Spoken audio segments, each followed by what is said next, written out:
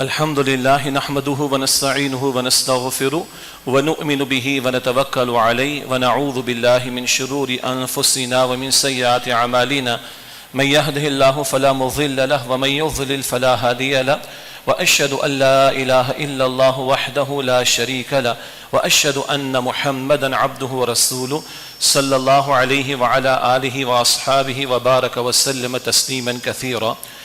أما بعد فأعوذ بالله من الشيطان الرجيم. بسم الله الرحمن الرحيم. قل يا عبادي الذين أسرفوا على أنفسهم لا تقنطوا من رحمة الله إن الله يغفر الذنوب جميعا إنه هو الغفور الرحيم وأنيبوا إلى ربكم وأسلموا له من قبل أن يأتيكم العذاب ثم لا تنصرون واتبعوا أحسن ما أنزل إليكم من ربكم من قبل أن يأتيكم العذاب بغتة وأنتم لا تشعرون. صدق الله العظيم. اللهم صل على محمد وعلى آل محمد وبارك وسلم. رب اشرح لي صدري ويسر لي أمري واحلل عقدة من لساني يفقهوا قولي واجعل لي وزيرا من أهلي آمين يا رب العالمين. قرآن حکیم کا 24واں پارہ ہے اور سورہ زمر ہے. اس کی 3 آیات کی تلاوت کی گئی. ان آیات کا ترجمہ اس طرح ہے. ارشاد ہوا کہ قل یا عبادی الذین اسرفوا علی انفسہم. سورہ زمر کی آیت نمبر 53. اے نبی صلی اللہ علیہ وسلم میرے ان بندوں سے فرما دیجئے کہ جنہوں نے اپنی جانوں پر زیادتیاں کر لیں، لا تقنطوا من رحمت اللہ، تم اللہ کی رحمت سے بالکل بھی مایوس نہ ہو جانا. ان اللہ یغفر الذنوب جمیعا، بے شک اللہ تعالیٰ چاہے تو سارے گناہوں کو معاف فرما دے. انہ هو الغفور الرحیم، بے شک وہ اللہ سبحانہ وتعالیٰ بہت بخشنے والا نہایت رحم فرمانے والا ہے. وَأَنِيبُوا إِلَىٰ رَبِّكُمْ، اور اپنے رب کی طرف رجوع کرو. وَأَسْلِمُوا لَهُ مِن قَبْلِ أَن يَأْتِيَكُمُ الْعَذَابُ ثُمَّ لَا تُنصَرُونَ، اور اس سے پہلے کہ تم پر عذاب آئے اپنے آپ کو اللہ کے حضور جھکا دو، مسلم ہو جاؤ، فرما بردار ہو جاؤ کہ پھر تمہاری مدد نہیں کی جائے گی. وَاتَّبِعُوا أَحْسَنَ مَا أُنزِلَ إِلَيْكُمْ مِن رَبِّكُمْ، اور جو بہترین کلام اللہ نے تم پر نازل فرمائے یعنی قرآن، اس کی اتباع کرو. من قبل ان یأتیکم العذاب بغتۃ، اس سے پہلے کہ اچانک تم پر عذاب آ جائے. وانتم لا تشعرون، اور تمہیں شعور بھی نہ ہوگا کہ یہ ہمارے ساتھ کیا ہو گیا. یہ 3 آیات ہیں 24واں پارہ سورہ زمر کی آیت نمبر 53، 54 اور 55. اس مقام پر اللہ تعالیٰ کی شان رحمت کا بیان بھی ہے اور شان کریمی کا ذکر بھی ہے. اور ایسے لوگ کہ جو گناہ گار تو ہیں مگر اتنے کہ اپنی جانوں پر زیادتیاں کر چکے ہیں. اور احادیث سے تو معلوم ہوا کہ اگر شرک بھی کر چکے ہیں، کفر بھی کر چکے ہیں، بڑے گناہوں میں مبتلا ہیں. حد یہ ہے کہ اس کی تفصیلی روایات میں جائیں تو ہم کہیں گے حضرت وحشی رضی اللہ تعالیٰ عنہ. یہ وحشی کون تھے؟ جنہوں نے شہید کیا تھا حضرت امیر حمزہ کو رضی اللہ تعالیٰ عنہ. اس وقت تو یہ معاملہ ہوا، بعد میں ایمان لائے ہیں مگر خاصی تفصیلات ہیں.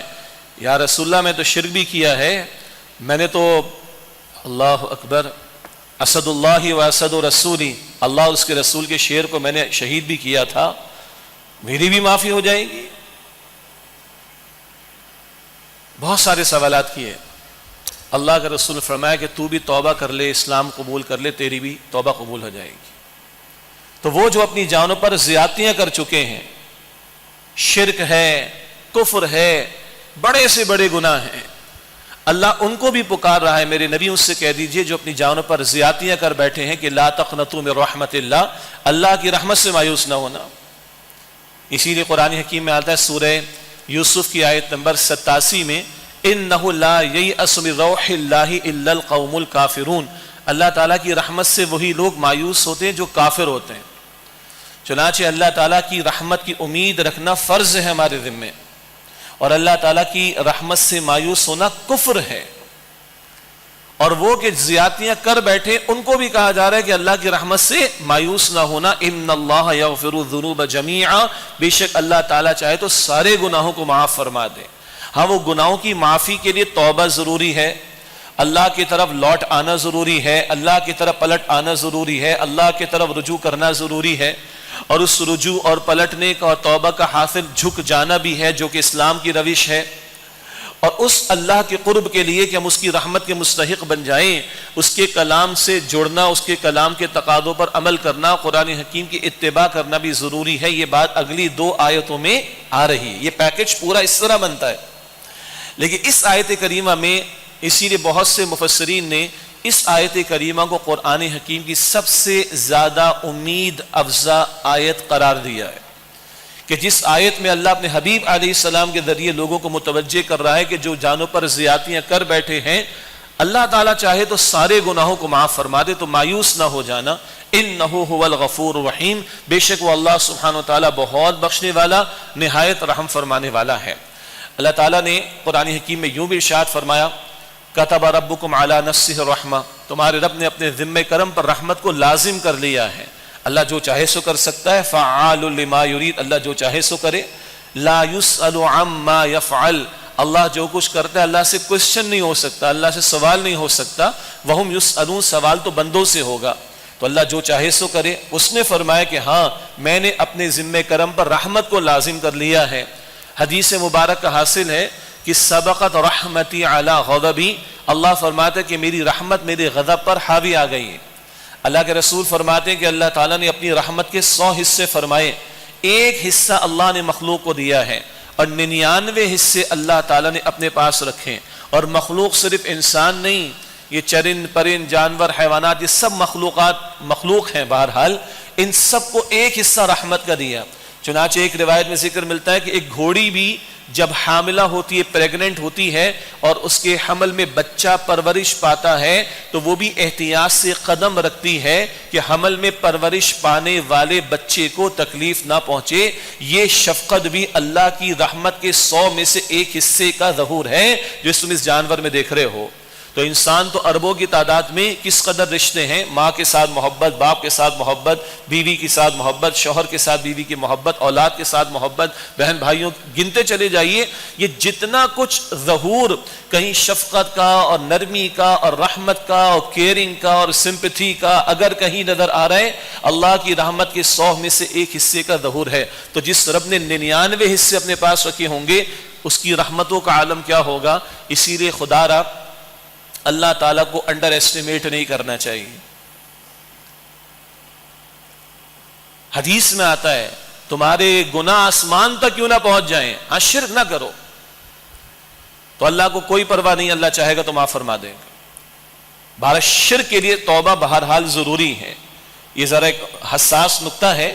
سورہ نساء کی آیت نمبر 48 میں اور سورہ نساء کی آیت نمبر 116 میں یہ بات آئی ہے، ان اللہ لا یغفر ان یشرک بہ ویغفر ما دون ذلک لمن یشاء، بے شک اللہ تعالیٰ اس بات کو تو معاف نہیں فرمائے گا کہ اس کے ساتھ کسی کو شریک ٹھہرایا جائے، اس کے سوا جس گناہ کو چاہے گا معاف فرما دے گا۔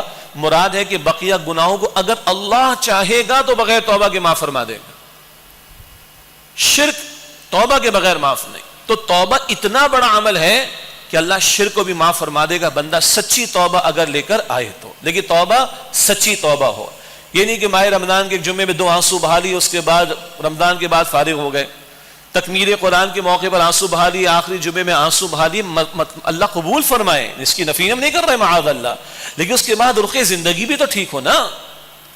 اور وہ ہے گناہوں کو چھوڑنا، وہ ہے نافرمانی کو چھوڑنا، اسی کی مشروطے میں کرائی جا رہی لعلکم تتقون، تاکہ تم میں تقوی پیدا ہو۔ حلال کو چھوڑو تو حرام کو چھوڑنے والے بن جاؤ۔ تو اللہ کی رحمت ہے، اس میں کوئی شک نہیں ہے، وہ ٹھانٹے مارتے سمندر کی طرح ہے، اس کا تصور کرنا بھی ممکن نہیں ہے، مگر تم اپنے آپ کو اللہ کی رحمت کے مستحق تو بناؤ۔ اور اس کی شان کریمی سورہ توبہ کی آیت نمبر 70 اور 71 میں توبہ کا ذکر آتا ہے۔ سورہ فرقان میں، سورہ فرقان کی آیت نمبر 70 اور 71 میں توبہ کا ذکر آتا ہے، اور اللہ یہاں تک فرماتا ہے کہ توبہ سچی لے کر آؤ، فَأُولَئِكَ يُبَدِّلُ اللَّهُ السَّيِّئَاتِ حَسَنَاتٍ، اللہ تعالیٰ تمہارے گناہوں کو نیکیوں میں بدل دے گا۔ صرف معافی کا معاملہ نہیں، بلیک کو وائٹ کر دے گا، لیکن توبہ سچی لے کر آنا۔ ہاں، ایک جو بلیک ہماری مارکیٹس میں وائٹ ہو رہا ہے، یہ کرپشن، یہ لوٹ مار، یہ لوٹ کھسوٹ، یہ جو حقوق العباد کی کوتاہیاں ہیں، یہ بخشش نہیں ہے ان کی، جب تک کہ بندوں سے بھی معافی نہ مانگی جائے اور ان کا متعلقہ جو حق ہے وہ ان کو نہ دے دیا جائے۔ توبہ کے تقاضوں میں بات ذہن میں رہے، مگر رحمت کے بیان میں ذکر کر رہا ہوں کہ اللہ فرما رہا ہے سچی توبہ لے کر آؤ تو صرف معافی ہی نہیں ہے، فَأُولَٰئِكَ يُبَدِّلُ اللَّهُ سَيِّئَاتِهِمْ حَسَنَاتٍ، اللہ تعالیٰ ان کے گناہوں کو نیکیوں میں بدل دے گا۔ اللہ تو تیار۔ اللہ کے رسول فرماتے صلی اللہ علیہ وسلم کل بنی آدم الخطاؤن وخیر الخطائین التوابون، سارے کے سارے بنی آدم خطا کار ہیں، گنہگار ہیں، لیکن بہترین خطا کار کون ہے؟ کتنا عجیب جملہ ہے، بہترین خطا کار کون ہے؟ التوابون، جو توبہ کرنے والے ہوتے ہیں۔ اور کیا ہے یہ توبہ؟ بڑا پیارا جملہ کسی کا، یہ توبہ روح کا غسل ہے۔ جمعے کے لیے آئے ہیں، نہا دھو کر آئے، میل صاف ہو گیا، پسینہ کا تھوڑا بہت وہ صاف ہو گیا، خوشبو لگا کر آئے، معطر ہو کر آ گئے۔ ایک ہے ہمارے ظاہر کے جسم کا غسل، پانی بہاتے ہیں، خوشبو لگاتے ہیں، میل کچھ ایل دور ہو جاتا ہے۔ ایک روح آلودہ ہو جاتی ہے گناہوں کی نحوست کی وجہ سے، اس روح کا غسل ہے یہ توبہ، اس روح کا غسل یہ توبہ ہے۔ آؤ اللہ کی طرف لوٹو پلٹو۔ وہ کہتا ہے کہ ان اللہ یغفر الذنوب جميعا، بے شک اللہ چاہے تو سارے گناہوں کو معاف فرما دے، انہ هو الغفور الرحیم، بے شک وہ اللہ بہت بخشنے والا نہایت رحم فرمانے والا ہے۔ بڑے سے بڑا کافر، بڑے سے بڑا مشرک سچی توبہ لے کر آ جائے، کافر اور مشرک ہے، اسلام قبول کرے، اللہ کے رسول نے فرمایا علیہ السلام اسلام کا قبول کر لینا پچھلے سارے گناہوں کو مٹا دیتا ہے۔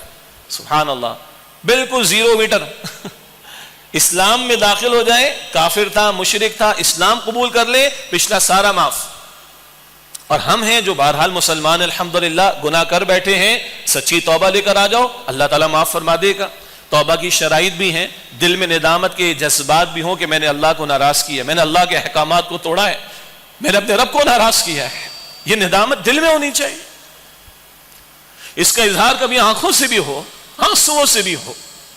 حدیث میں آتا ہے کہ 2 قطرے اللہ کو بڑے پسند، ایک اللہ کے خوف سے بہنے والا قطرہ اور ایک اللہ کی راہ میں قتال کرتے ہوئے بہنے والا قطرہ خون کا، یہ اللہ کو بڑے پسند ہے۔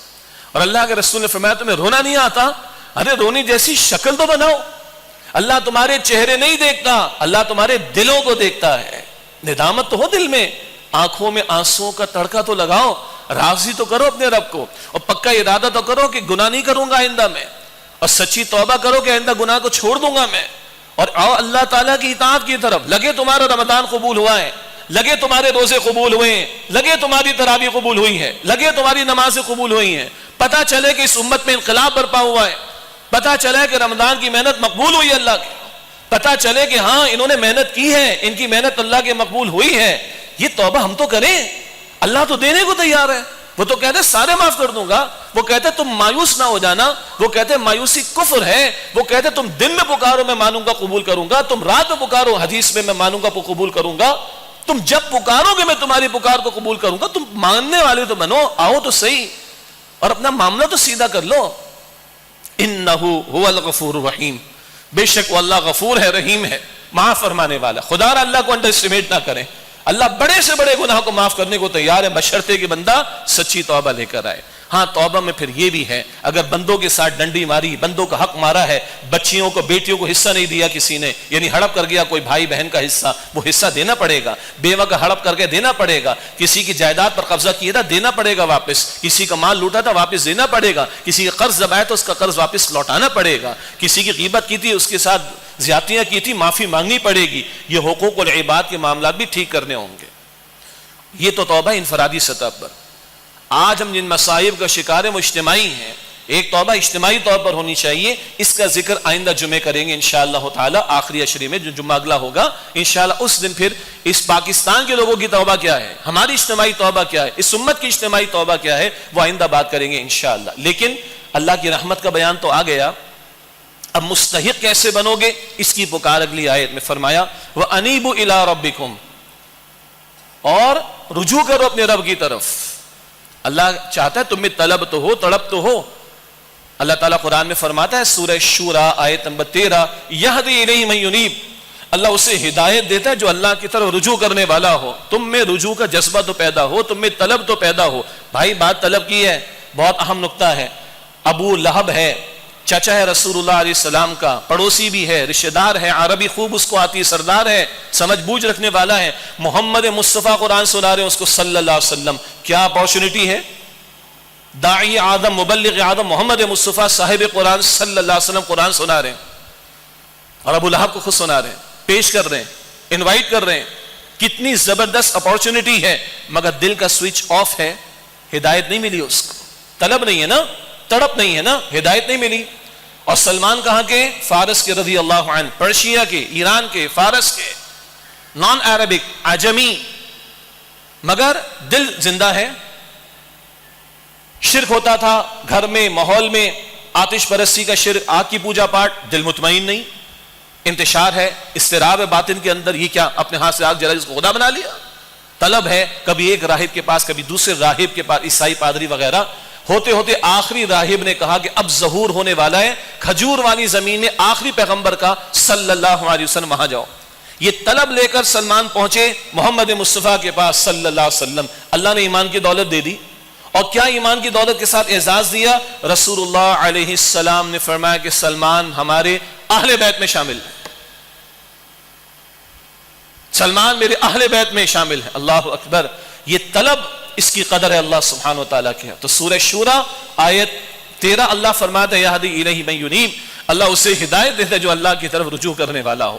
اگر رمضان بھی ہمیں نہیں ہلا رہا، یہ مبارک ساعتیں بھی ہمارے دلوں میں طلب پیدا نہیں کر رہی، اللہ معاف رکھے کہ ہم ناقدری کرنے والے ہوں، اللہ معاف رکھے کہ ہمارے دل سخت ہو جائیں، اللہ معاف رکھے کہ ہمارے دل پتھر ہو جائیں، اللہ معاف رکھے کہ ہم اس مہینے سے فائدہ نہ اٹھا سکیں، اللہ معاف رکھے کہ ہم اللہ تعالیٰ کے عذاب میں مبتلا ہو جائیں اگر اس مہینے کی ہم نے ناقدری کر ڈالی، تو اللہ معاف رکھے اس چیز سے. اب اللہ فرماتا ہے وَأَنِيبُوا إِلَىٰ رَبِّكُمْ، اپنے رب کی طرف رجوع کرو، طلب تو پیدا کرو، طلب تو پیدا کرو، شو تو کرو، تم آنا چاہتے ہو.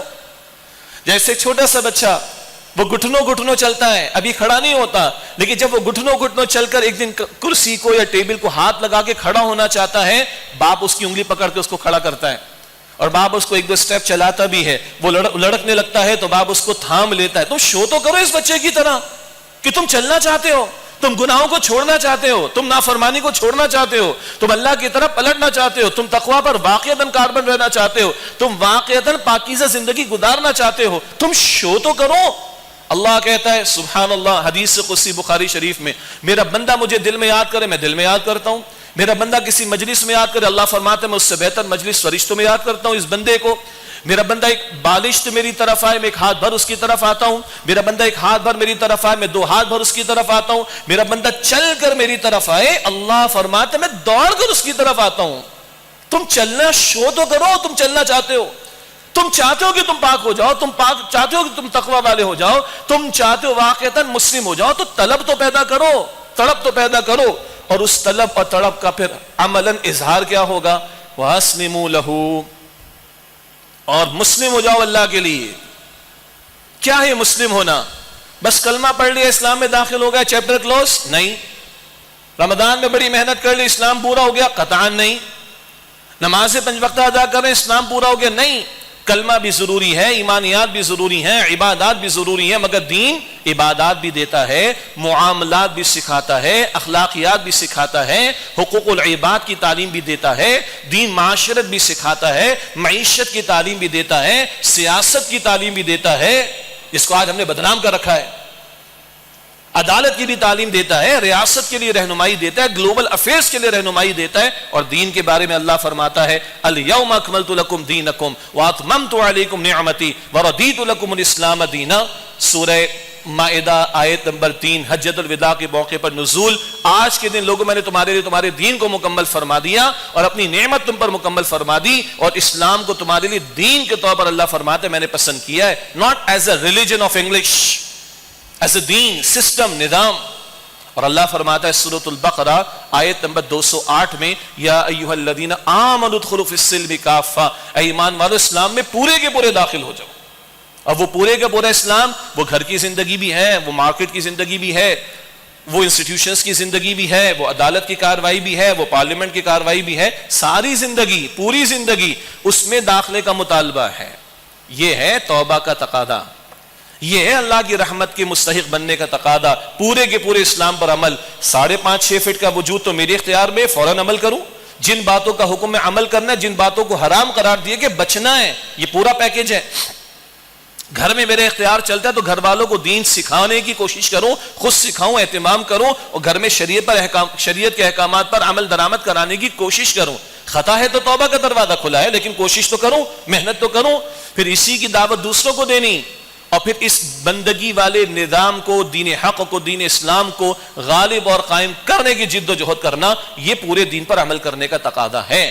تو اللہ رحیم ہے، اللہ رحمان ہے، اللہ کریم ہے، اللہ عفو ہے، اللہ غفور ہے، اللہ غفار ہے، مگر اللہ کی رحمت کے مستحق بننے کے لیے طلب و طلب بھی پیدا کرنی پڑے گی، رجوع بھی کرنا پڑے گا، سچی توبہ بھی کرنی پڑے گی، اور اس کا اظہار کیا ہے؟ پورے کے پورے اسلام پر عمل کرنے کی جد و جہد کرنا۔ فرمایا وَأَسْلِمُوا لَهُ مِن قَبْلِ أَن يَأْتِيَكُمُ الْعَذَابُ، اور اس رب کے حضور جھکا دو اپنے آپ کو، مسلم یعنی فرما بردار ہو جاؤ اس سے پہلے کہ تم پر عذاب آ جائے، ثُمَّ لَا تُنصَرُونَ، پھر تمہاری مدد نہیں کی جائے گی۔ اگلی بات، اللہ کے ساتھ قرب چاہتے ہو، اللہ کی رحمت کو متوجہ کرنا چاہتے ہو، تو آؤ اللہ کے ساتھ ڈائریکٹ ڈائلنگ کر لو، ڈائریکٹ ڈائلنگ ود اللہ سبحانہ وتعالی، اور وہ اللہ کے قرآن کے ذریعے سے۔ فرمایا وَاتَّبِعُوا أَحْسَنَ مَا أُنزِلَ إِلَيْكُمْ مِن رَبِّكُمْ، اور اتباع کرو اس بہترین کلام کی جو تم پر تمہارے رب کی طرف سے نازل کیا گیا ہے، مِن قَبْلِ أَن يَأْتِيَكُمُ الْعَذَابُ بَغْتَةً، اس سے پہلے کہ تم پر اچانک عذاب آ جائے، وَأَنتُمْ لَا تَشْعُرُونَ، اور تمہیں شعور بھی نہ ہو۔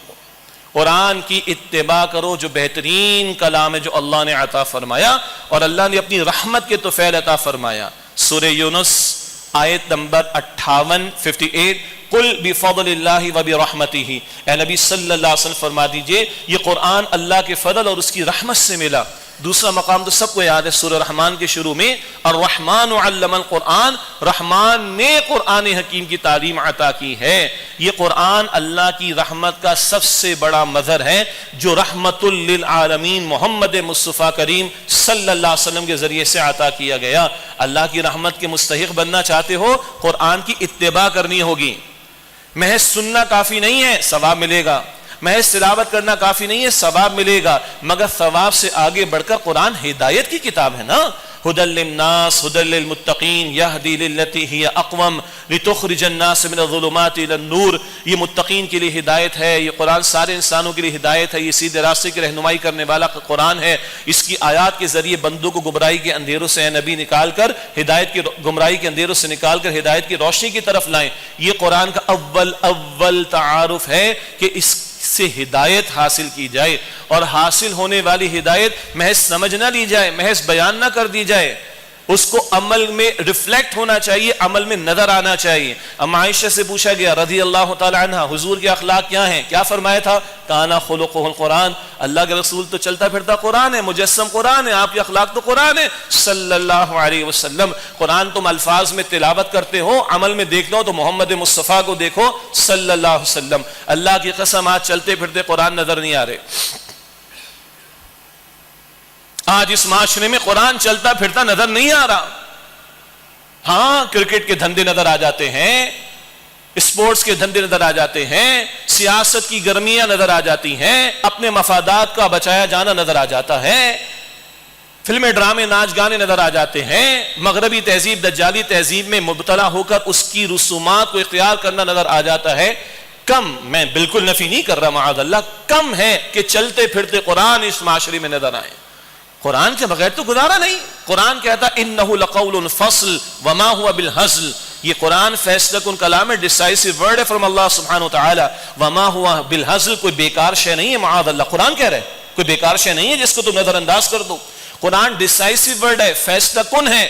رسول اللہ نے فرمایا علیہ السلام ان اللہ یرفع بهذا الكتاب اقواما ويدع به آخرین، اللہ اس قرآن کی بدولت قوموں کو عروج عطا فرمائے گا، اور اس کو ترک کر دینے کی وجہ سے قوموں کو ذلت اور رسوائی میں مبتلا کر دے گا۔ آج ذلت کیوں ہے؟ قرآن کو چھوڑ دینے کی وجہ سے۔ اسرائیل کے لوگوں نے، وہاں کی فوج نے پھر مسجد اقصی پر حملہ کیا ہے، بے دردی کے ساتھ مسلمانوں پر ظلم و ستم کر رہے ہیں، مگر ہم شاید کوئی بیانات دے دیں گے، اس سے آگے کچھ ہم کرنے کی پوزیشن میں نہیں، اور وہ باز آ کر نہیں دے رہا اسرائیل۔ ہر سال رمضان میں حرکتیں ہو رہی ہیں وہاں پر مسجد اقصی کے اندر، اور آج امت ذلت کا تماشا دیکھ رہی ہے، ذلت کی کا نمونہ پیش کر رہی۔ کیوں؟ قرآن کو چھوڑ دینے کی وجہ سے۔ اس کی بدولت عروج ملے گا، اس کو چھوڑو گے ذلت اور رسوائی ملے گی، اور یہ تو دنیا ہے، عارضی ہے، کل اصل مسئلہ آخرت کا، اصل تو آخرت کی زندگی، وہاں بھی حتمی فیصلہ قرآن کے ذریعے، وہاں حتمی ڈیسائسو دو ٹوک بات قرآن ہوگی۔ رسول اللہ کی ایک اور حدیث صلی اللہ علیہ وسلم، القرآن حجت لک او علیک، یہ قرآن تمہارے حق میں حجت ہوگا یا تمہارے خلاف حجت ہوگا، تمہارے حق میں سفارش کرے گا یا تمہارے خلاف سفارش کرے گا۔ رمضان تو نزول قرآن کا مہینہ، چیک کریں کیسا تعلق قرآن کے ساتھ استوار ہو رہا ہے، اور رمضان کے بعد قرآن کے ساتھ تعلق کیسا ہوگا؟ کیا یہ ایسا کر رہے ہم تعلق اس سے استوار کے کل یہ شفاعت کرنے والا ہو اور قرآن شکایت دے کر کھڑا ہو جائے؟ اللہ اکبر کبیرہ، تو حشر کیا ہوگا ہمارا؟ رسول اللہ شکایت دے کر کھڑے ہو جائیں، سورہ فرقان آیت نمبر 30، وقال الرسول یا ربی ان قوم اتخذوا هذا القرآن مہجورا، رسول عرض کریں گے میرے رب میری اس قوم نے قرآن کو ترک کر دیا تھا، پس پوچھ ڈال دیا تھا۔ حضور شکایت کرے، قرآن شکایت کرے، کون اللہ کی پکڑ سے بچائے گا؟ اور سب سے بڑھ کر اللہ کھڑا ہوگا، وَمَنْ أَعْرَضَ عَنْ ذِكْرِي فَإِنَّ لَهُ مَعِيشَةً ضَنْكًا وَنَحْشُرُهُ يَوْمَ الْقِيَامَةِ أَعْمَى قَالَ رَبِّ لِمَ حَشَرْتَنِي أَعْمَى وَقَدْ كُنْتُ بَصِيرًا قَالَ كَذَلِكَ أَتَتْكَ آيَاتُنَا فَنَسِيتَهَا وَكَذَلِكَ الْيَوْمَ تُنسَى۔ اللہ اکبر، جس نے میرے ذکر قرآن سے اعراض کیا اس کی معیشت کو تنگ کروں گا۔ معیشت کا بٹا بیٹھا ہوا ہمارے سامنے، قیامت کے دن ایسے لوگوں کو اندھا بنا کر کھڑا کروں گا جنہوں نے قرآن کو فراموش کیا۔ کہیں گے اللہ تو نے اندھا بنا دیا، ہماری آنکھیں تھی ہم خوب دیکھتے تھے دنیا میں۔ اللہ فرمائے گا ہاں میری آیات تمہارے پاس آئیں، تمہارے پاس میری آیات کے لیے وقت نہیں تھا، تم نے بھلایا میری آیات کو۔ وَكَذَلِكَ الْيَوْمَ تُنسَى، آج تمہیں بھی فراموش کر دیا جائے گا، رحمت سے دور کر دیا جائے گا۔ You don't have time for my book, I have nothing for you for my mercy۔ تمہارے پاس میری کتاب کے لیے وقت نہیں ہے، میرے پاس تمہارے لیے اپنی رحمت میں سے کوئی وقت نہیں ہے، کچھ نہیں ہے تمہارے لیے۔ استغفر اللہ۔ ڈیسائسو ورڈ، فیصلہ کن کلام، زندگی موت کا مسئلہ ہے قرآن اس امت کے لیے۔ تو رحمت کے مستحق بننا چاہتے ہو، کنیکشن ہوگا قرآن سے، اور قرآن کا صرف پڑھنا سننا کافی نہیں، سمجھنا بھی، ہدایت دینا بھی طلب و طلب کے ساتھ، اور اس کے احکامات پر عمل، اور پھر اجتماعی سطح پر اس کے احکامات کے عمل کی کوشش۔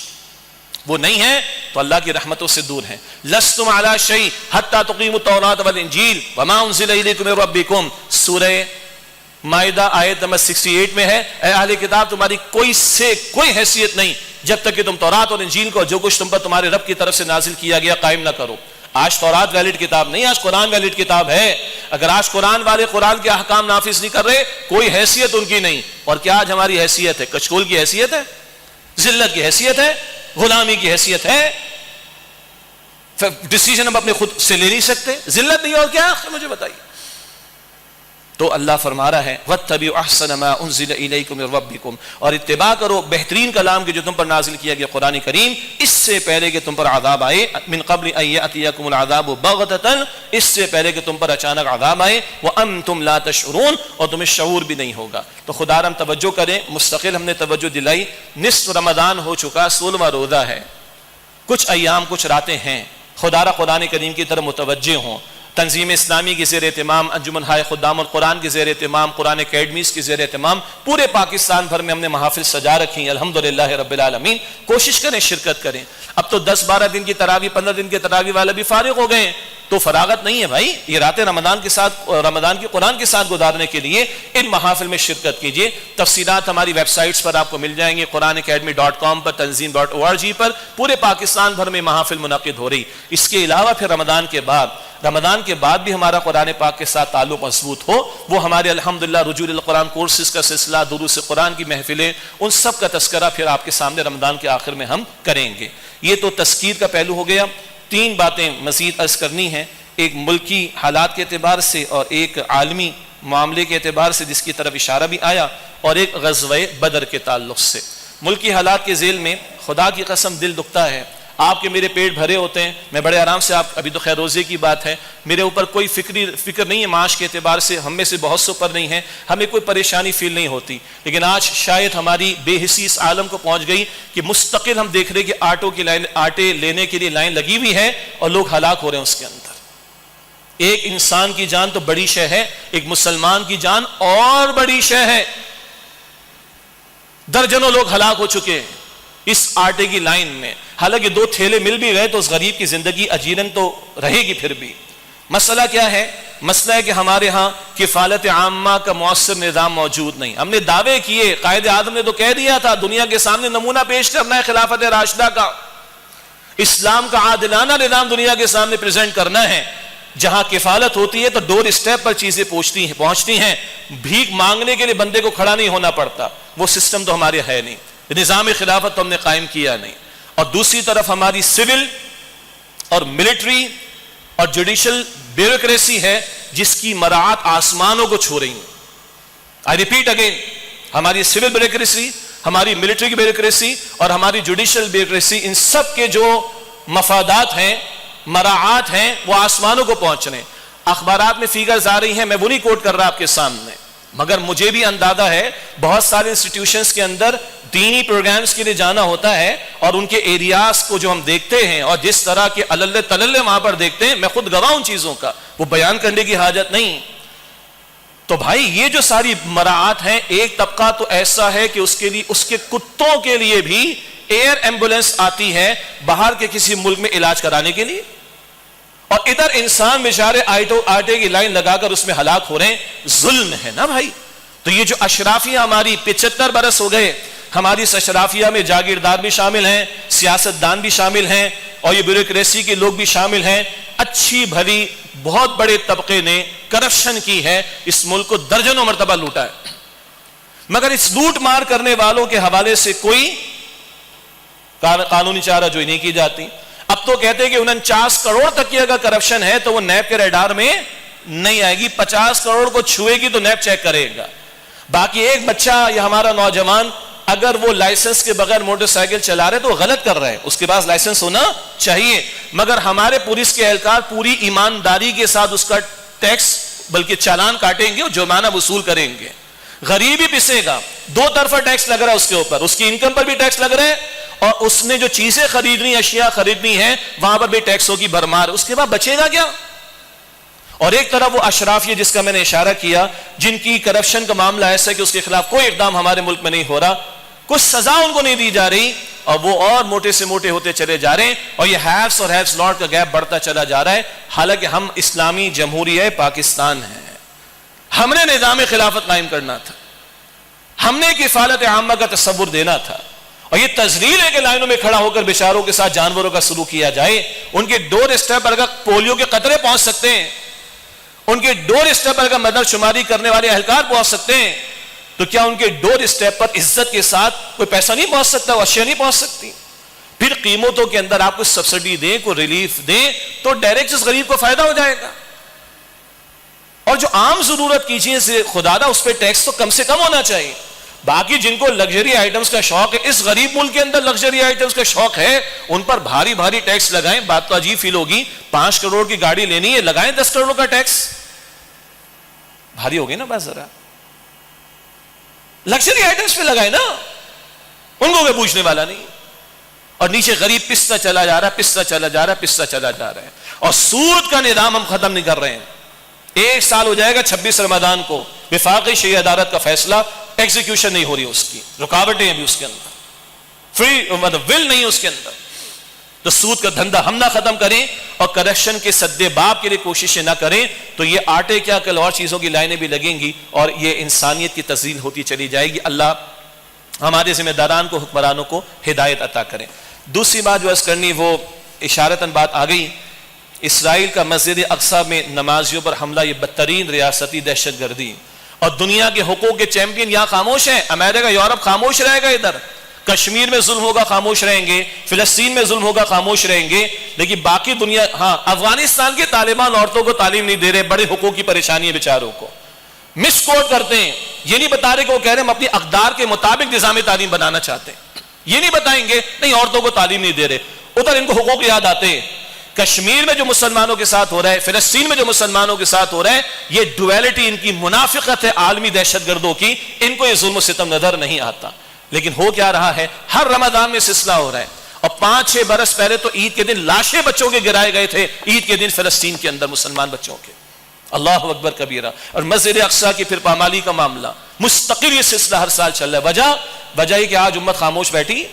اسرائیل ایک طرف تو یہ کر رہا ہے جو ناجائز ریاست ہے بیسکلی، اور دوسری طرف ہمارے کئی مسلم ممالک ہیں بشمول عرب ممالک، وہ اور اسرائیل سے تعلقات بڑھا رہے ہیں، سفارتی اعتبار سے، تجارتی اعتبار سے، اور اس کو گلے لگا رہے ہیں. تو پھر ذلت تو ہمارا مقدر بنے گی نا. ہونا تو یہ چاہیے تھا کہ متحد ہو کر آواز بلند کی جاتی اور اس سے سفارتی تعلقات اگر قائم کرے اس کو روکا جاتا، ختم کیا جاتا، کوئی آواز بلند کی جاتی. ہاں جمت تیار نہیں ہے نا ابھی، کو صلاح الدین ایوبی میسر نہیں ہمیں. ہاں قائد اعظم نے کہا تھا پاکستان کے قیام کے وقت اسرائیل نے کوئی گڑبڑ کی ہے مسلمانوں کے ساتھ، ہم یہاں سے جواب دیں گے. یہ کوٹ نہیں کیا جاتا.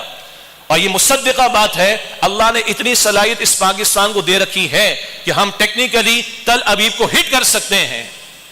وہ جذبہ جہاد نہیں ہے نا آج ہمارے اندر، ورنہ اللہ نے خدا کی قسم میں یہ مصدقہ باتیں صلاحیت دے رکھی. لیکن کب ہوگا؟ جب ایمان والے فضائے بدر پیدا کریں گے. آج تو ایمان والوں کا حال ہے کہ نماز کے لیے اٹھنے کو تیار نہیں، ایمان والوں کا حال ہے کہ قرآن کھولنے کو تیار نہیں، ایمان والوں کا حال ہے کہ 75 برس سے جس اسلام کے نام پر پاکستان کو لیا وہاں اسلام نہیں آ رہا. اسلام کے بارے میں گرمی نہیں ہے، سیاست دانوں کی گرمی، اپوزیشن والوں کی اور حکمران سب کی گرمی نظر آ رہی. اقتدار کی رسہ کشی کے لیے اسلام کی گرمی نظر نہیں آ رہی، اسلام کے نفاذ کے لیے گرمی نظر نہیں آ رہی. اب اسی تسلسل میں آخری بات ہے، 17 رمضان بدر ماہ رمضان میں سجا، 313 تقریباً نہتے اور 1000 کا لشکر سامنے کفار کا پوری تیاری کے ساتھ، اور اللہ 313 کے ساتھ تھا. This was the ڈیسائیڈنگ factor. کم من فیۃ قلیلۃ غلبت فیۃ کثیرۃ باذن اللہ. بارہا ایسا ہوتا ہے ایک چھوٹی جماعت اللہ کے حکم سے بڑی جماعت پر غالب آ جاتی. آج بدر کی فضا قائم نہیں ہے. ادھر تو تھی محمد مصطفیٰ ہے صلی اللہ علیہ وسلم، 313 تربیت یافتہ ہیں ان کے، وہ اللہ کے ساتھ مخلص ہیں. اللہ نے 313 کو 1000 کے لشکر پر کامیابی عطا فرمائی، عظیم کامیابی عطا فرمائی. پہلا باقاعدہ مارکا رسول اللہ علیہ السلام کی جد و جہد کے دوران حق و باطل کا، اور اس کو اللہ یوم الفرقان قرار دیتا ہے. ایک فرقان قرآن ہے اور اس کا عملی اظہار ایک فرقان بدر کا میدان ہے. اس سے کیا ہمیں محمیز ملنی چاہیے؟ بس یہ قصے پڑھ لیں. بیٹل آف بدر ہم نے پڑھ لی، بچوں کو سیرت میں ہم نے پڑھا دی، ایگزامینیشن میں اس کا نوٹ لکھ دیا، دیٹس اٹ. جمعے میں تقریر آج ہو گئی، کل بیانات بھی آ جائیں گے، دیٹس اٹ. نہیں، ایمان والوں کو اس بدر کے میدان کی جد و جہد سے انسپریشن لینی اور فضائے بدر پیدا کرنی. فضائے بدر پیدا کر فرشتے تیری نصرت کو اتر سکتے ہیں گردوں سے قطار اندر قطار. اب بھی یہ مہینہ تو اسٹرگل والا ہے، جد و جہد والا. اسی مہینے میں بدر ہوا اور رسول اللہ علیہ السلام کے ہاتھوں فتح مکہ کا معاملہ ہوا اور اللہ کا دین غالب ہوا. جس دین پر عمل کا تقاضا آج ہم سے، جس دین کے نظام کے قیام کے لیے پاکستان کو ہم نے حاصل کیا تھا، تو خدا را اللہ ہمارے دلوں کو نور ایمان سے منور فرمائے، شوق شہادت اور جذبہ جہاد اللہ ہمیں عطا فرمائے. اور آخری بات عرض کرتا ہوں، عزت اسلام سے ملے گی ہمیں، اور اللہ کے رسول صحابہ اسلام کے ساتھ مخلص تھے، اللہ نے ان کی مدد فرمائی. آج ہم نے اسلام کو بیک ڈور کے پیچھے ڈال دیا ہے. سینٹ نے بڑی اچھی ریزولوشن پاس کی ہے، میں مبارکباد پیش کرتا ہوں سینیٹر مشتاق صاحب کو اور سینٹ کے ممبران کو کہ پاکستان کی یونیورسٹیز میں قرآن پاک کا ترجمہ پڑھانا چاہیے. الحمدللہ پنجاب میں پچھلے گورنر پنجاب صاحب نے کوشش کی، کچھ سلسلہ ڈگری کی کلاسز کے اسٹوڈنٹس کے لیے شروع ہو چکا ہے الحمدللہ، مگر ریزولوشن میں لکھا ہوا ہے اس کا ایگزام نہیں ہونا چاہیے، اس کے کوئی کریڈٹ آرٹس نہیں ہونے چاہیے. بس پڑھ لیں، اچھی بات ہے. What is this nonsense? باقی سارا سبجیکٹ، سارے کورسز، سب کچھ دنیا جہاں کے ان کے سارے ایگزامز ہو، قرآن کا نہ ہو. وائی؟ ترجیم اسلام نہیں. مجھے پتا ہے مشتاق صاحب بیچارے آواز بلند کریں گے، آگے 10 لوگ اور بھی کھڑے ہوتے ہیں. ہمارے یہاں تو اعتزاز ایسے صاحب کھڑے ہو کر کہہ دیتے تو پھر بھائی ہندوؤں کو گیتا بھی پڑھانی چاہیے اور کرسچنس کو جو ہے وہ بائبل بھی پڑھانی چاہیے. رکاوٹیں ڈالنے والے بہت سارے لوگ ہیں، لیکن کیا اسلام بس ترجیحات میں نہیں ہے نا؟ اس لیے آج اللہ کی مدد ہمارے شامل حال نہیں ہے. اللہ کہتا ہے ان تنصر اللہ ینصرکم، تم اللہ کے دین کی نصرت کرو گے تو اللہ تمہاری نصرت فرمائے گا. ویثبت اقدامکم، اور اللہ تمہیں مضبوطی دے گا تمہارے قدموں کو. آج ذلت اس لیے کہ اسلام ترجیح نہیں، اور جب اسلام ترجیح ہوتا ہے تو پھر کیا ہوتا ہے؟ سیدنا عمر یروشلم کا چارج لینے کے لیے جا رہے ہیں اور خادم نے کہا کہ کپڑوں کو تو ٹھیک کر لیں، بڑے لوگوں کے پاس جا رہے ہیں چارج لینے کے لیے یروشلم کے اندر. تو سیدنا عمر نے تاریخی جملہ عطا فرمایا، عمر کو عزت اسلام سے ملی ہے، عمر کو عزت کپڑوں سے نہیں ملی ہے. اس عمر کو تو اونٹ چلانے نہیں آتے تھے، گھر والے ڈانٹتے تھے اونٹ کھو گئے تجھے پتا نہیں. اس عمر کو عزت اسلام سے ملی ہے، کپڑوں سے نہیں ملی ہے. مجھے اور آپ کو دولت سے اور کپڑوں سے اور گیٹ اپ سے اور پوزیشن سے عزت نہیں ملے گی، عزت اسلام کے ساتھ ملے گی. اللہ اس اسلام کے ساتھ ہمیں مخلص فرما دے. وآخر دعوانا الحمدللہ رب العالمین.